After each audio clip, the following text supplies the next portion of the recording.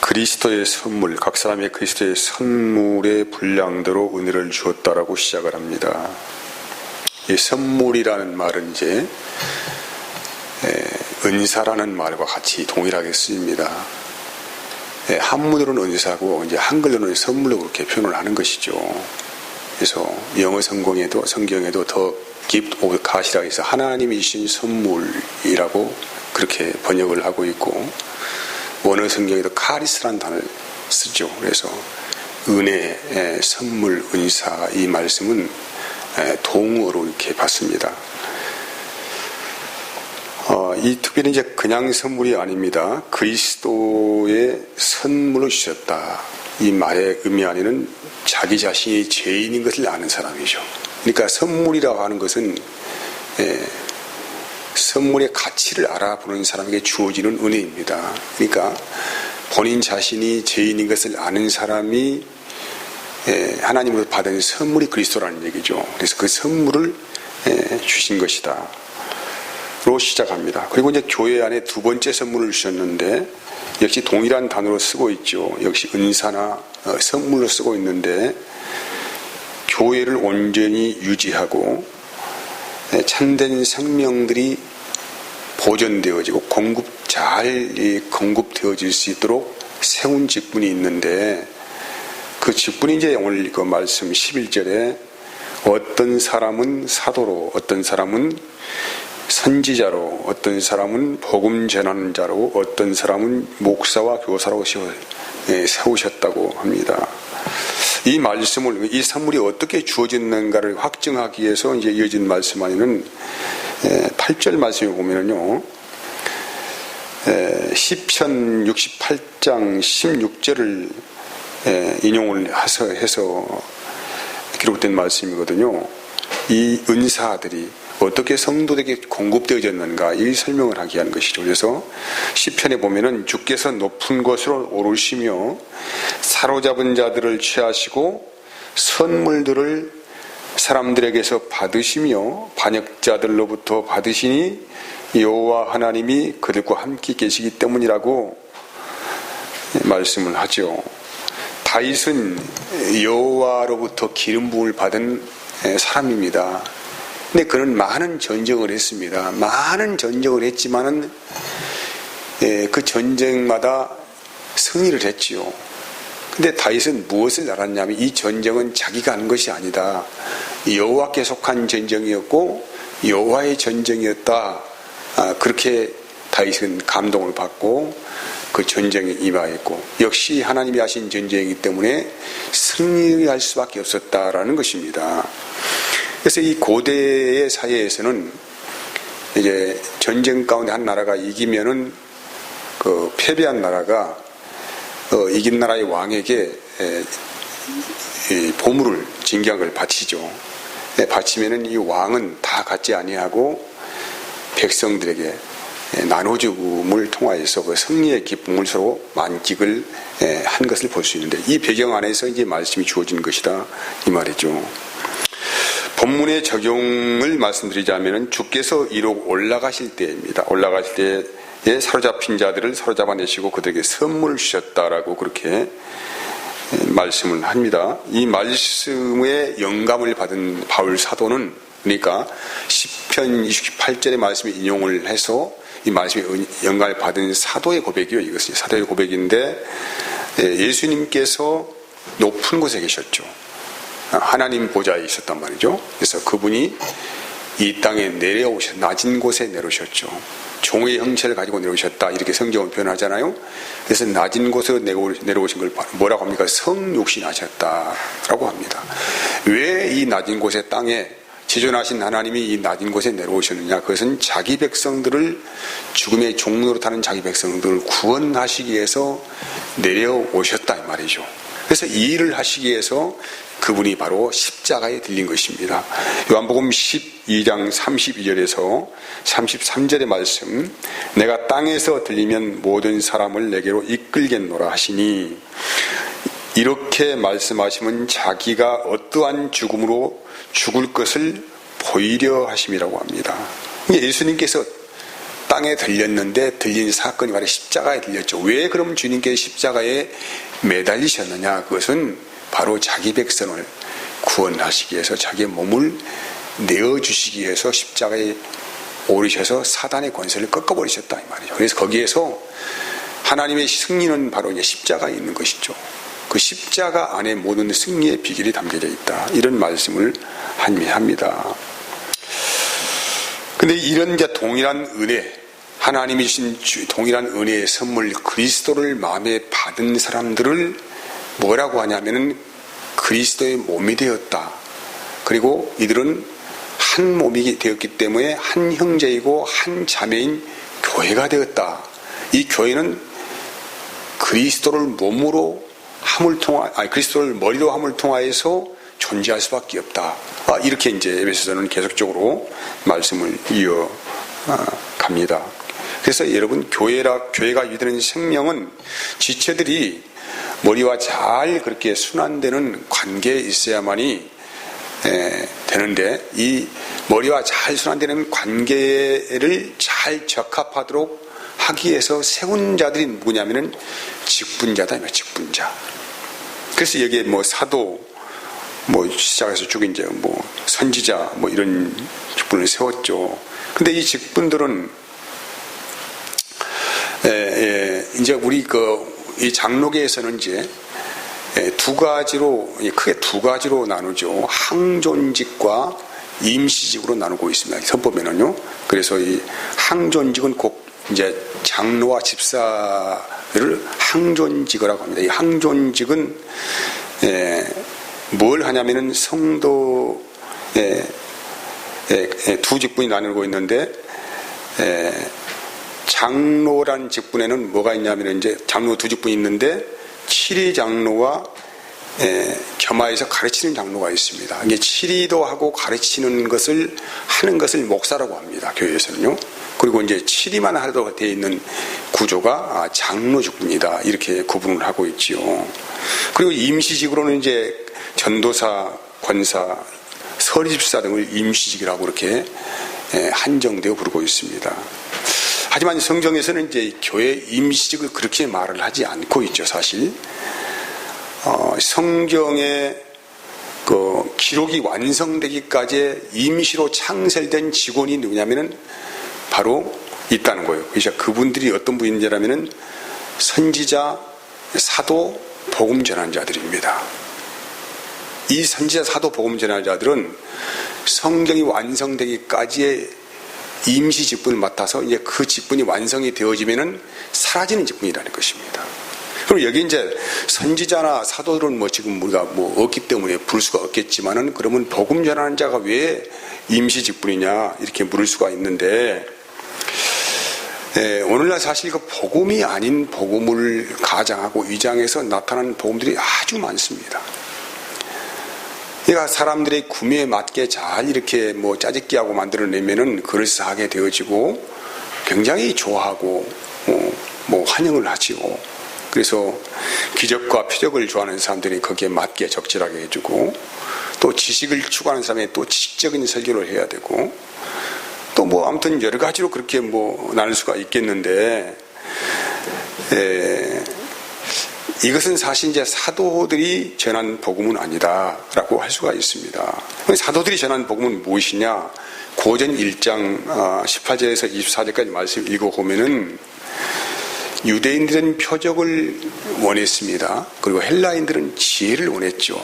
근데 사도 바울께서는 나는 전도에 미련한 것으로 하겠다고 해서 나는 십자가만 전한다고 그렇게 십자가. 이 십자가를 전하는 것이 이제 원시복음이죠. 원시복음. 이 복음을 교회에서 사도들이 전한 복음을 받아서 교회에서는 계속적 이 복음을 전하라고 우리에게 말씀을 하신 것입니다.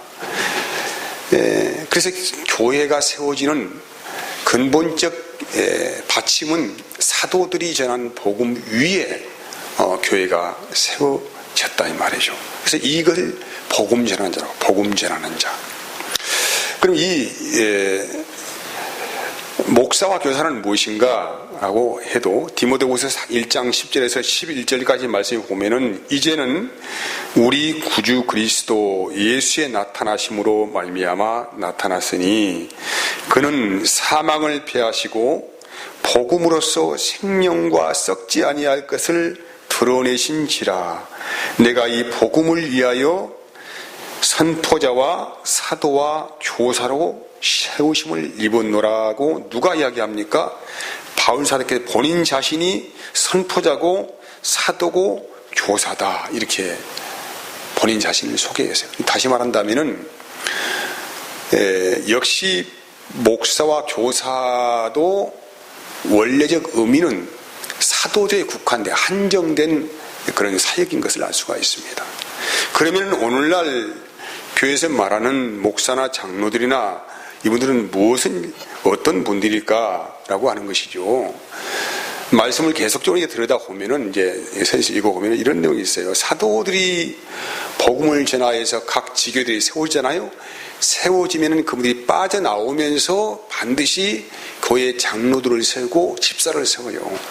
그래서 그분들을 통하여서 이제 교회를 치리하게 하고 감독하게 하는 것이죠. 그리고 가르치게 하는 역할을 할 수 있도록 그렇게 세운다는 것입니다. 이분들이 지금 현재 목사나 장로나 집사나 이런 일들을 하는 사람들이라고 할 수가 있습니다.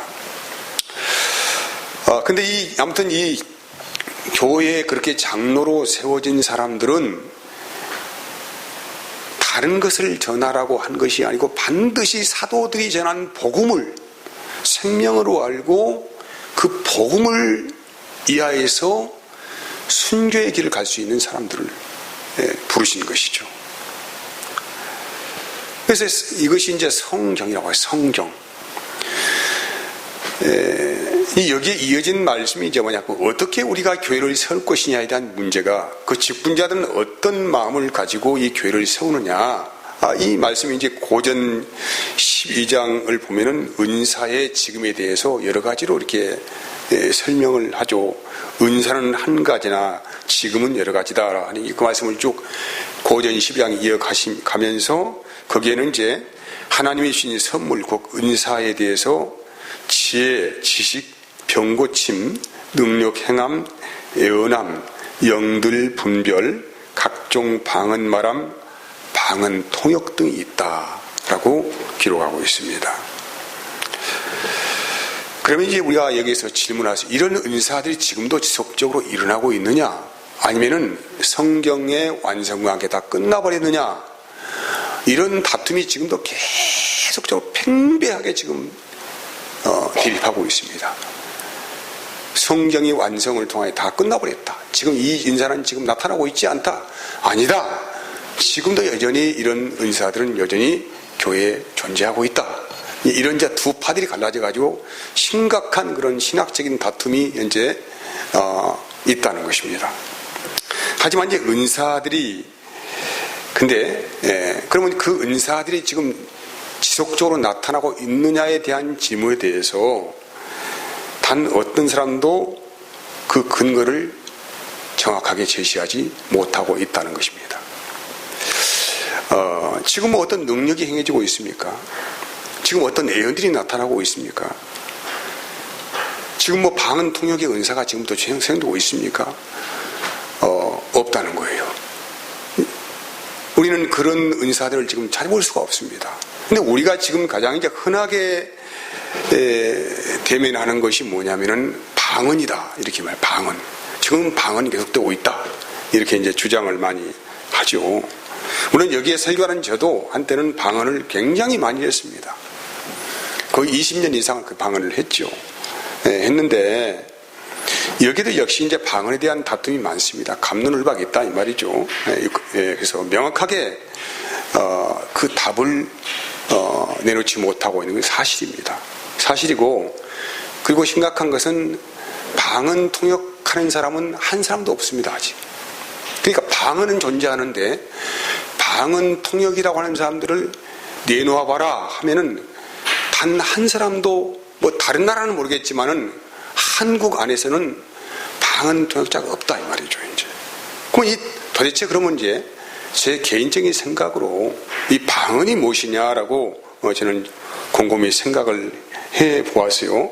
근데 우리가 지금 그리스도인들이 방언이라고 말하는 것은 그것들은 초대교회에 나타났던 방언이 아니라는 것입니다. 우리가 사도행전을 읽어보면 그것을 잘 알 수 있어요. 초대교회에 나타나는 방언이 아니고, 굳이 말을 하자면은 제 개인적인 생각은 반복적으로 나타나는 자기도 모를 짧은 언어 안에 자기의 마음을 실어서 기도하는 것을 지금 방언이라고 말하는 것이다 이 말이죠. 그러니까 초대교회에 나타났던 그 방언의 역사가 지금도 있느냐, 그것은 확인된 바는 없습니다. 그 어느 누구 이건 초대교회 방언이다라고 말할 수 있는 것은 아무런 근거가 없다는 거예요. 우리가 여기서 추론할 수 있는 것은, 저도 과거에 방언을 많이 할 때에 그냥 방언했던 것이 아니고 그 방언의 짧은 말에, 반복적인 말 안에 제 마음과 생각을 집어넣어서 기도의 형태로 이루어졌기 때문에 거기에 은혜도 있었고 어떤 하나님의 역사도 있었다, 이렇게 저는 설명할 수가 있습니다. 그래서 이제 이 말씀이 그러면 정확하게 보기 위해서는 12장에만 끌려서 보지 말고 13장과 어떻게 연결되는가를 보면은 알 수가 있어요. 12장 마지막 31절에 너희들에게 더 좋은 길을 제시하겠다, 더 큰 은사를 보이겠다고 하면서 말씀을 이어가죠. 그래서 13장을 다 읽어보면은 너희는 더 큰 은사를 사모하라고 하면서 13장에서는 그 은사의 진정한 의미나 결론이, 완성이 무엇인가 해서 말씀하고 있잖아요. 여러분 잘 아시는 13장의 내용이 무엇입니까? 13장은 다 알고 있어요.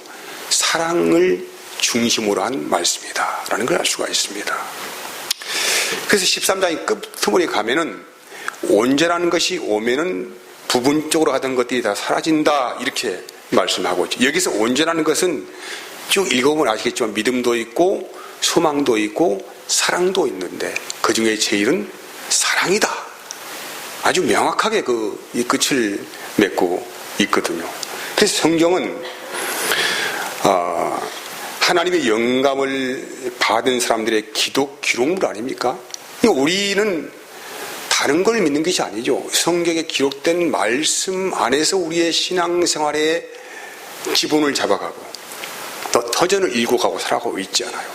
이 성경 밖의 일들은 우리가 어떠한 경험을 하고 어떤 일들을, 대단한 어떤 것들을 말을 한다고 하더라도 의미가 없는 말이다, 그것은. 그리고 모든 사람들은 자기 개인적인 영적 체험이나 어떤 걸 다 내려놓고 하나님의 권위의 말씀에 순종을 해야 한다라는 말씀이죠. 근데 그 권위의 은혜가 마지막 결론이 무엇입니까? 성경이 줄기차게 우리에게 제시하고 있고 말하고 싶은 것이 무엇입니까? 그것은 하나님의 사랑이다. 그래서 너희가 하나님을 봤다고 하면은 그분 안에 하나님의 사랑이 있느냐에 대해서 한번 물어보아라. 확인해 보아라. 그러면 그가 어떤 영을 받았는가에 대해서 알 수가 있을 것이다. 이 말씀을 계속적으로 우리에게 강조하고 있고 말씀하고 있습니다.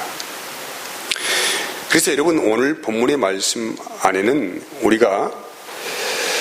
우리 그리스도인들의 각 사람에게 주신 하나님의 그 선물, 은사가 있다고 하면은 하나님의 사람이 각 사람의 마음에 보여졌다는 것이죠. 교회가 생성되어지고 교회가 큰 능력이 역사되어지고 교회의 생명의 젖줄이 무엇이냐, 교회를 유지하게 하는 힘이 무엇이냐, 그것은 바로 하나님의 사랑의 띠로 하나가 되는 것 밖에는 그 어떤 것도 존재하지 않는다. 너희가 어떤 병고침의 능력을 받고 어떤 천사 같은 말을 하고 어떤 능력을 행한다 할지라도 그것으로는 교회를 세울 수가 없다. 이 말씀을 우리에게 하죠. 만약 여러분 우리 그리스도인들에게 하나님의 사랑이 무너져 버린다고 생각하면은 어떻게 되겠습니까? 교회는 존재할 수가 없어요. 큰 싸움이 일어납니다. 큰 갈등이 일어납니다. 자기가 받은 것이 죄이라고 서로가 앙당하게 싸우면서 자기 자랑하기에 바쁩니다. 그때부터 파멸되고 파멸되는 것이죠. 그래서 사랑이 허물어져 버리면 다 허물어져 버리는 것입니다. 자기 정체성을 잃어버리고 표류합니다. 나는 왜 예수 믿는 사람이면서도 이렇게 옹졸할까? 왜 용서하지 못할까? 왜 마음에 시기심이 가득할까? 왜 신실하지 못할까? 왜 욕망에 이토록 강할까? 왜 나는 작은 일에 상처를 받을까? 왜 나는 이토록 자존감이 낮을까? 등등등의 모든 이야기도 사실 여러분, 우리 안에 사랑이 충만하지 못하기 때문에 생기는 병들입니다. 그것은 당을 못해서 이런 병들이 생깁니까? 애언을 못해서 이런 병들이 생깁니까? 아니죠. 원인은 우리 안에 사랑이 식어버린 것이죠. 아니, 사랑이 없다고 해도 그건 과언이 아닙니다. 하나님의 사랑의 공급과 물결이 우리 안에 충만하게 역사되지 못하기 때문에 생기는 문제라는 거예요. 저도 오래전부터 하나님은 사랑이시다, 사랑이라는 단어의 중심을 알고 메시지를 전하면서 정말 내 마음으로는 사람을 죽었다 깨어나도 사랑할 수 없다는 사실을 알고 있으면서도 삶에서 실천하지 못하는 경우가 너무나도 많습니다. 그래서 여러분, 그리스도인들이, 가정들이, 아니면 우리의 공동체가 무너지는 이 원인에 대해서 단 한 가지만 들어보라고 한다면 역시 그것은 우리들 각자의 마음에 하나님의 사랑이 쇠퇴해버렸기 때문에, 또는 충만하지 못해야 하기 때문에 생기는 문제라고 말씀을 할 수가 있습니다. 사랑이 말라버린 가슴에 무엇을 하나님이 어떻게 할 수가 있겠느냐 이 말이죠. 하나님의 사랑은 메마른 영혼들에게 나눠지는 값없이 주는 생명수라고 합니다. 이 사랑을 근원적으로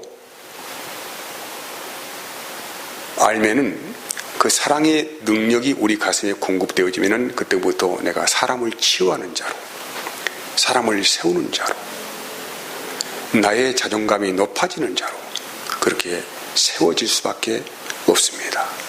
우리의 삶의 터전이 훨씬 풍성해지는 것입니다. 훨씬 은혜로운 곳이 되어 가는 것이죠. 원인은 다른 것이 없죠.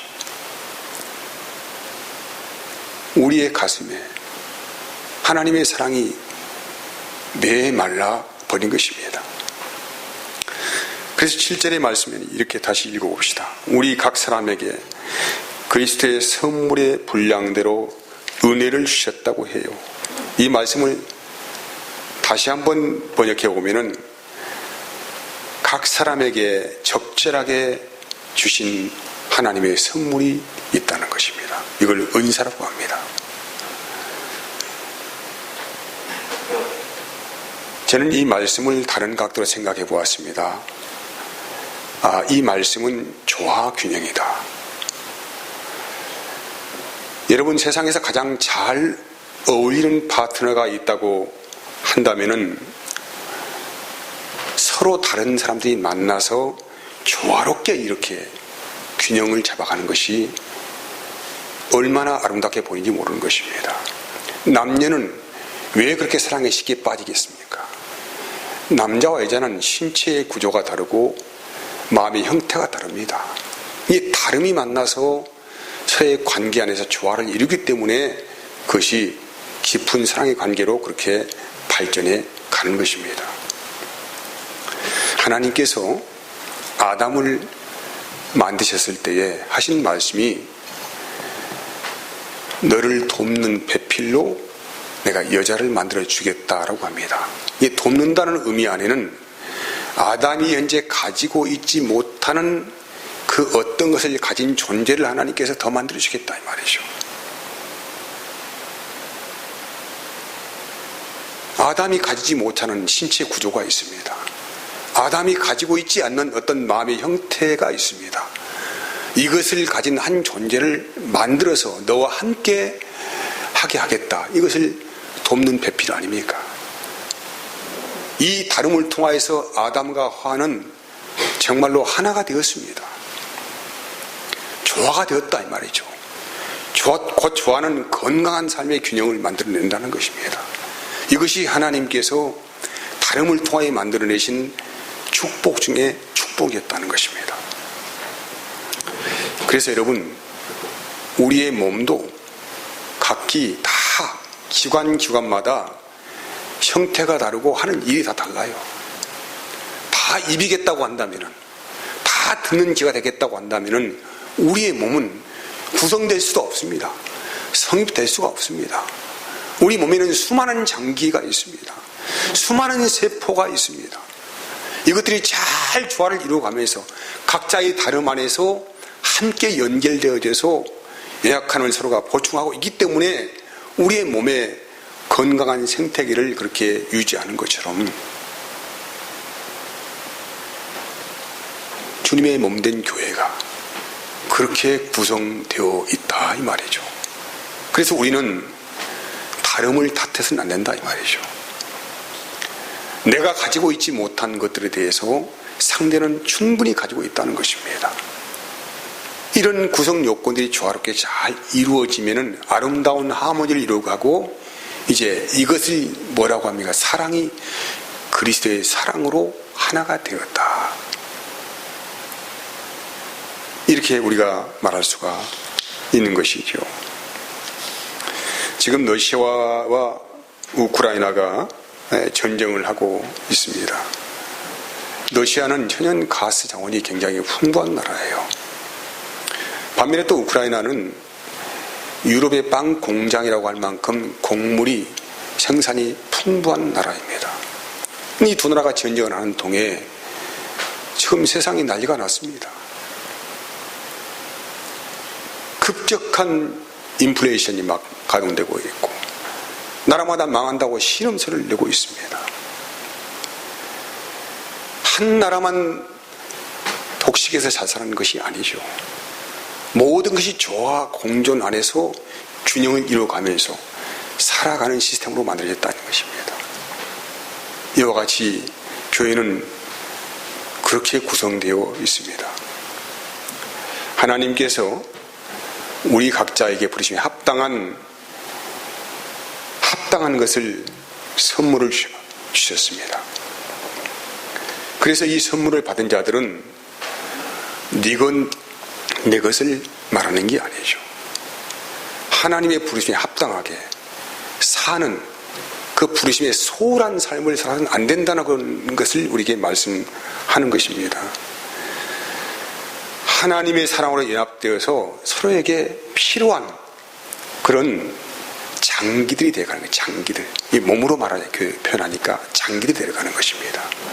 만약에 어떤 장기가 필요 없다고 해서 이걸 도려내버리면은 당장 몸은 큰 아픔의 통증을 느낄 수밖에 없고 급격하게 건강이 쇠퇴해져 갑니다.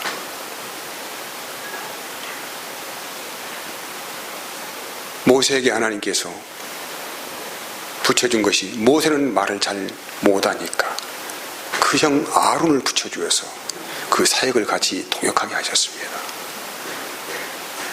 그래서 한 사람은 절대로 두 사람만 못합니다.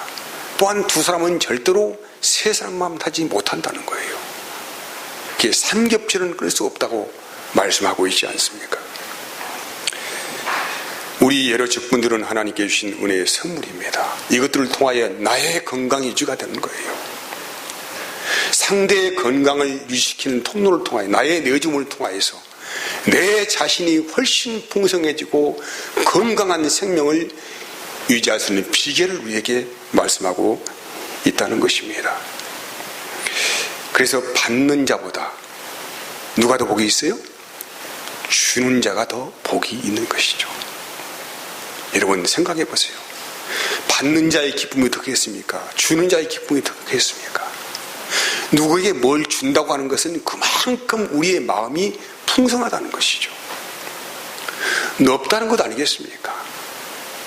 그러니까 동일한 삶의 시간들을 살아가면서 훨씬 이 사람은 질 좋은 삶을 살아가고 있다는 것이죠. 마음이 풍성하니까, 마음에 은혜가 있으니까. 그래서 정확한 말씀하시잖아요. 받는 자보다 주는 자가 복이 있다. 이런 우리에게 하나님께서 주는 자에게 하나님의 사랑이 충만하게 세워지는 응답으로 하나님께서 보상을 하신다는 것입니다. 어제는 추석 명절이었는데 우리 가족들과 함께 저도 이제 한 바퀴 돌다 왔는데 어제 굉장히 큰 100년에 한 번 뜬다는 보름달을 제가 보았어요. 산등성에 딱 걸려 올라오는데 너무 장관이고 아름답고 빛이 명료하고 그래서 한참을 바라보고 다시는 이제 내 생애에 다시 볼 수 없는 달 아닙니까? 왜? 100년에 한 번 뜨니까.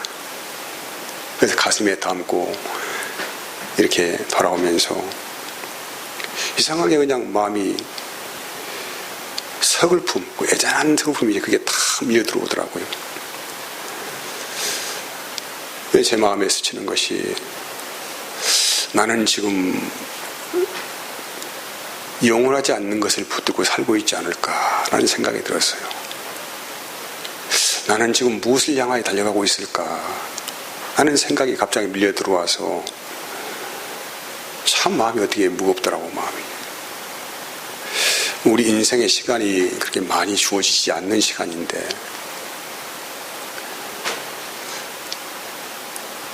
하나님이 주신 영원한 것에 삶의 가치를 두고 살아간다고 한다면 훨씬 내가 더 아름다워지고 품이 있어지고 고개를 지고 가슴이 풍성해질 것인데 영원하지 않는 것들을 붙들고 씨름하고 고민하고 있는 모습이 나에게 발견되고 있기 때문에 제 마음이 그냥 서글퍼지더라고요. 희극을 쓸 줄 아는 사람은 비극을 쓸 줄 아는 사람이기 때문에 희극을 쓴다라고 소크라테스라는 사람이 말을 했습니다. 만약에 우리들의 삶이 혹 지금까지 비극을 쓰고 있었다고 한다면 우리에게는 지금부터 충분히 희극을 쓸 수 있는 그런 모든 준비가 되어 있다는 말씀이죠. 여러분과 제 삶 가운데 깊이 개입하시는 우리 주님께서 그 부르심에 맡겨 주신 은혜를 소홀하게 생각하지 말고 생생한 삶을 통하여서 인생의 희극을 써가시는 그런 은혜가 날마다 주장되어지고 하나님의 사랑이 가면 갈수록 더 생생하여지고 풍성해지기를 기도합니다. 제가 기도하겠습니다. 하나님 감사합니다. 사람을